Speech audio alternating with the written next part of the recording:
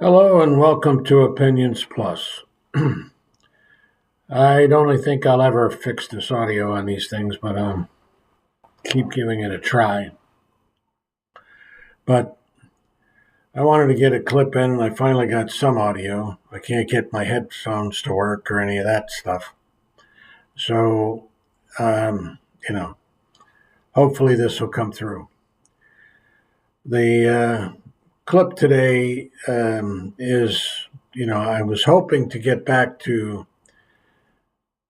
specific foundational issues, character foundational issues. But alas, it's not going to happen in the near future. I have to use examples of everyday situations to illustrate the problems we're having in understanding what our choices are in the world. And I really don't think too much about, as I've said before, who said what or what person said this. I mean, I've quoted people in the past, but it really doesn't matter who it is. It's just the idea behind it that is really important. The Ukraine is suffering. The people in Gaza are suffering. People in Israel, not as much as the ones in Gaza, but the people in Israel suffer. They have always had a tremendous burden upon their culture and their country.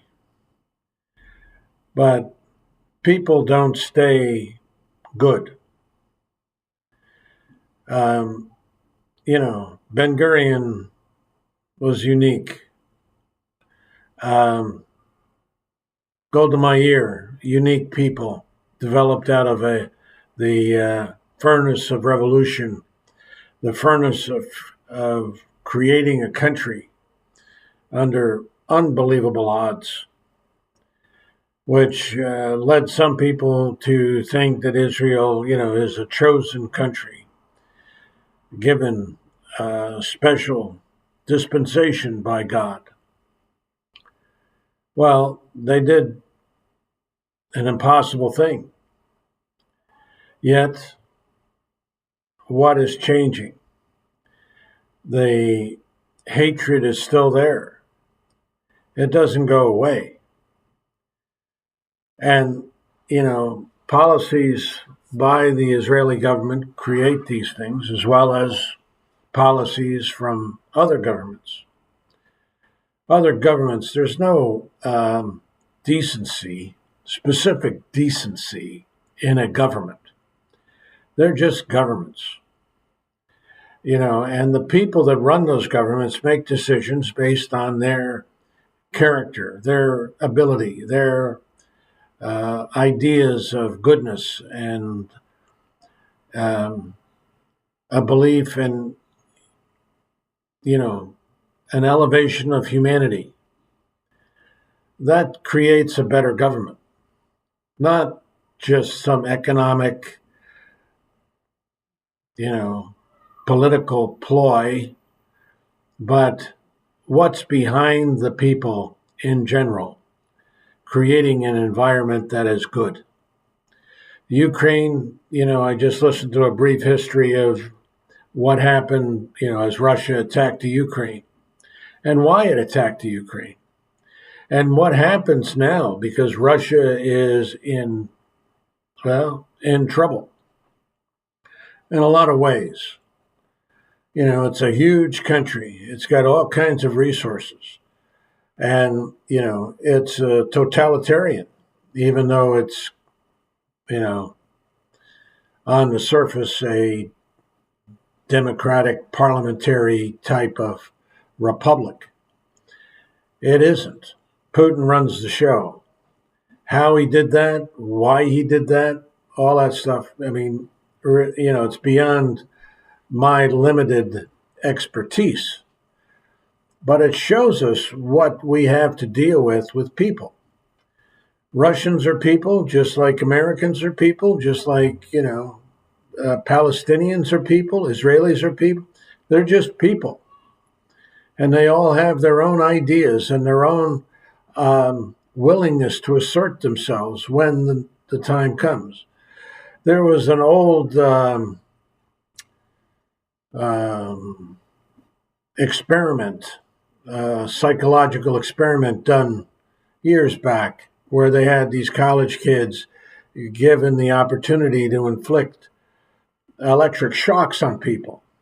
And, it's all volunteers, so, but as the people who were receiving the shocks did certain things, the other people who were giving the shocks first started out a little tentative and, held back and in general. But as time went on, a warped mentality happened. They started to give more and more severe shocks for longer periods of time to the people who, had just volunteered for this experiment. You would think that understanding would be there all the time, but it wasn't. It changed. Power changed them. And that was part of the understanding that this, unique kind of psychological experiment did. Well, it goes the same way with governments and people in power and everything else. Again, I said it 10,000 times, I'll keep saying it. People are people. The Putins, the Trumps, the Bidens, everybody is just a person. There's nothing special about them. There's no unique quality about them. There's nothing given to them that other than the opportunity to lead and the authority to lead, given by who? Given by the people that they are leading. That's who gives the power and authority to these clowns, to the people who misuse their power. I personally don't think Biden's misusing his power in the same way that other government people misuse their power. Trump misused his power right along. We all saw that. And he's saying he's going to use it even more egregiously if he's reelected. And then there are people say, oh, no, the same old shtick. They say whatever the hell they want to say to get you to believe in them. The Putins, all the different major players use power to create their own satisfaction. It doesn't matter what country it is. Now there's, information out there saying that Turkey is growing in prominence and going to regain its old Ottoman Empire.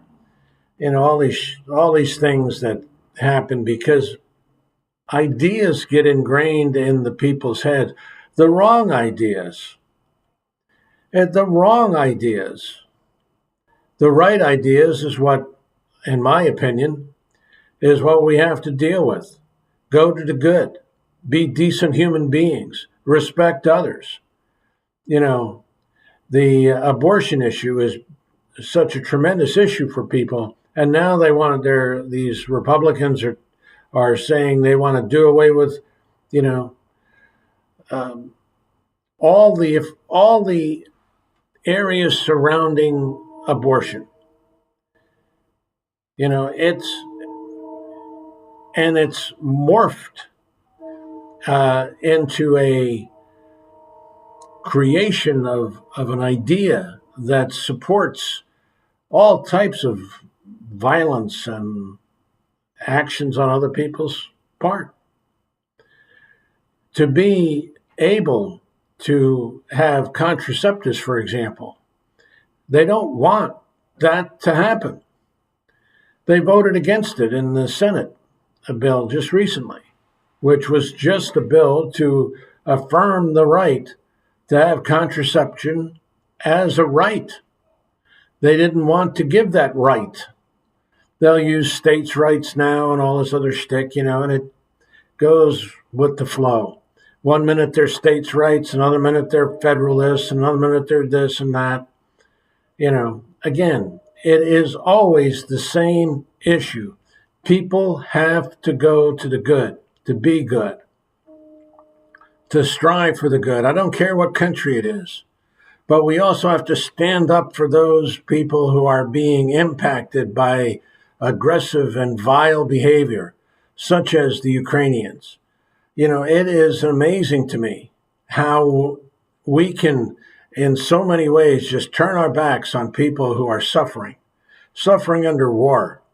Even the Russian soldiers are suffering. Their homes are, their families are suffering. There's the estimates are tremendous how many people have been lost in that war.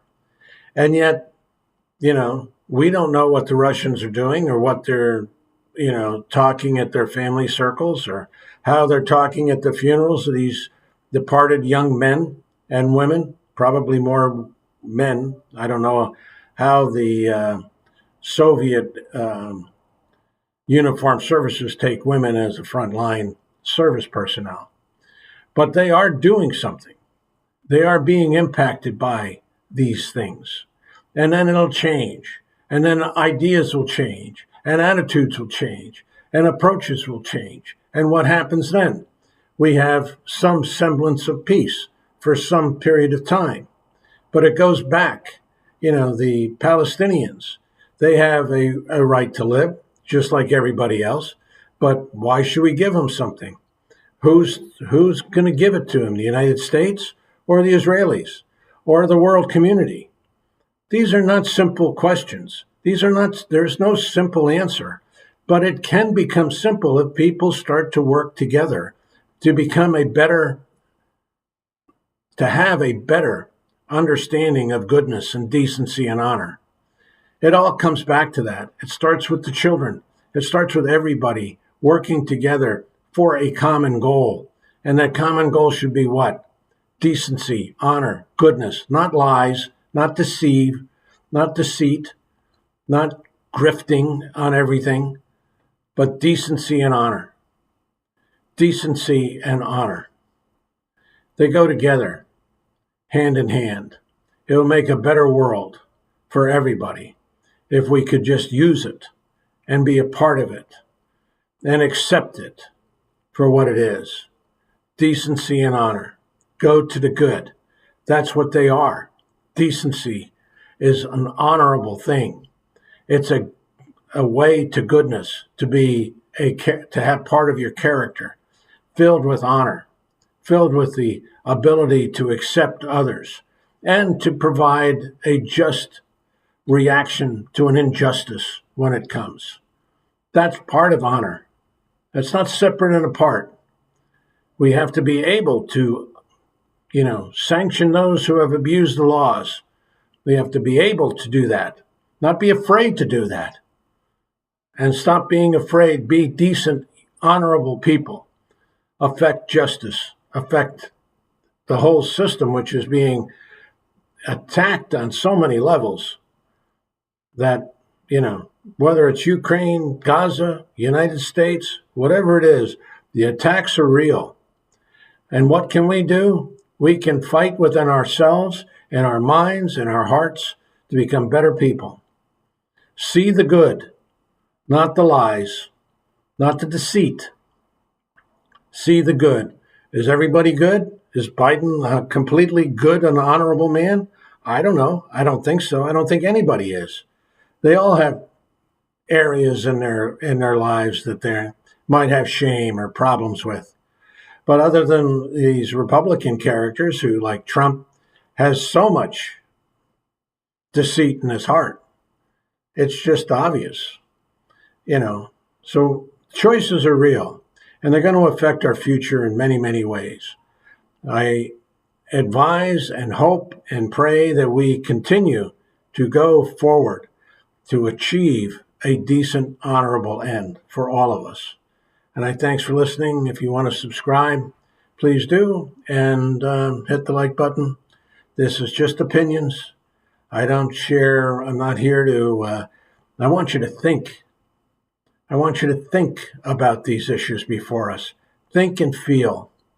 Because I know that you're decent human beings and you have to go forward with the honesty and integrity in your hearts. Thanks for listening. Have a good day. Bye for now.